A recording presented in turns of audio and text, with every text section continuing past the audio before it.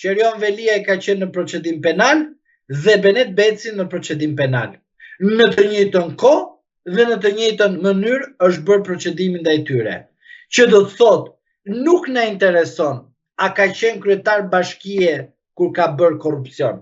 Nuk na intereson a ka qenë drejtori i zhvillimit shqiptar kur ka bërë korrupsion. Na intereson procedura, procedimi, procesi dhe vendosja e masës së sigurisë ndaj Benet Becit, që nuk mund të jetë ndryshe nga Erion Veliaj, se kush e duron Erion Velin që vetë në burg dhe Benet Beci jashtë detyrim paraqitje. Është e pa imagjinueshme për Erion Velin ky rast. Dhe pastaj është edhe diçka tjetër që asnjëri përsëri nuk e ka kuptuar. Foto Benet Beci, Arben Kraja, çfarë tregonte? Tregonte takimin. Nuk na intereson tek takimi çfarë u diskutua, se të gjithë do thojnë u diskutuar për vllaznin, por nuk është e vërtetë. Por ajo çfarë ne na intereson të dim si qytetar, përse një kryetar bashkie duhet të takojë një prokuror, por akoma më mirë duhet kuptojmë pse një prokuror duke e ditur që brenda prokurorisë së tij ky po hetohet takon një kryetar bashkie që është në hetim. Është konflikt interesi. Është ndikim i palishëm. Pse? Se ti si prokuror mund të ushtrosh një mendim ose të japësh një mendim te një prokuror brenda. Por çfarë mesazhi jep te qytetarët shqiptar që kjo drejtësia që ka selektive dhe që ka me standarde?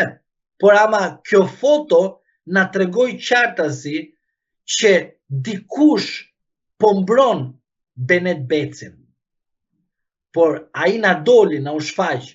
Por tani duhet patjetër të ndërhyj Dumani dhe të marri jo vetëm dosjen, kush e ka dosjen për Benet Becin, edhe që mos të jetë selektim, do të detyroj prokurorin që të vendosi mas sigurie ndaj Benet Becit arrest në burg, sepse Dumani po sakrifikon jetën për të dhënë drejtësinë, ashtu siç mendojnë ata, por e vërteta është që tek ajo foto duket qartazi çfarë ndikimi që Benet Beci të trajtohet ndryshe.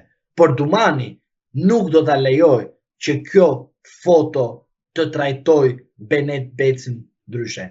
Prandaj jam i mendimit dhe me provat jo vetëm të tanishme, por edhe provat të tjera që kemi parë, si tjetërsim prone, si ndikim të palishme ndaj personave të tjerë që janë në kadastër, në aluizën, në institucionet të tjera, për të bërë prishje të palishme në objekte dhe në vendet të tjera të Shkodrës, por edhe duke punuar me institucionet të tjera për të mbledhur vota për Partinë Socialiste në qarkun e Shkodrës, dihet që Benet Beci do të përfundojë në burg.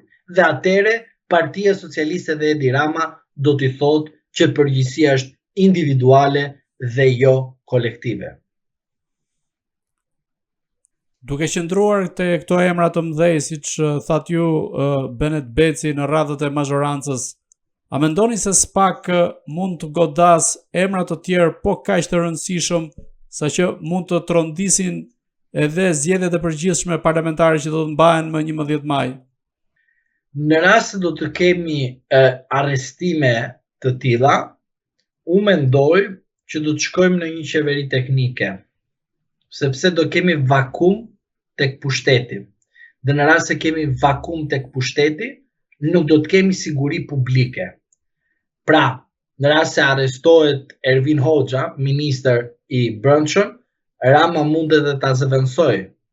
Po në rast se të arrestohet Tauland Balla, të arrestohet Belinda Balluku, të arrestohet Benet Beci, të arrestohet Damian Gjiknuri, të arrestohet kush tjetër, se këta janë edhe shumë, edhe këtë vendosësh parë ngel edhe Hatri, po gjithsesi s'na intereson, të arrestosh edhe në fund fare Edi Ramën, i bie që do kesh vakum pushteti.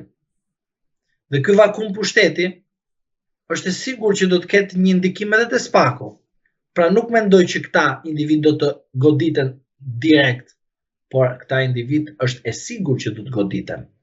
Në një formë apo një formë tjetër, kjo është e sigurt. Por a kemi një opozit të qëndrueshme që në rast se do të vinë në pushtet nuk do të bëjë një shkatrim të situatës politike por edhe të vakumit? Thjesht një kujdes të vogël.